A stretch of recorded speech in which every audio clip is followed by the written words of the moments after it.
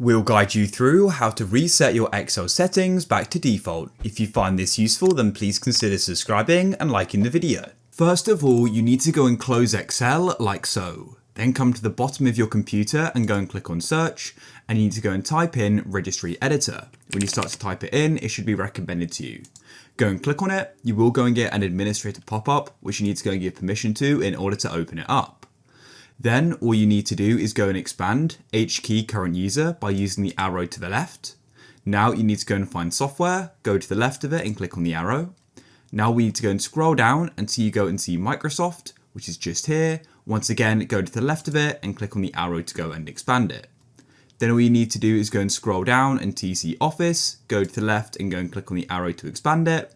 And then we need to go and find 16.0, click on the arrow to the left of it to expand it.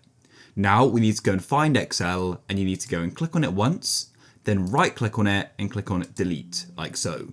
Deleting this is going to reset all of its settings. We've now deleted it. Then what you can do is go and close out of the registry editor, and you can then open up Excel again, and you'll notice the settings have all been reset.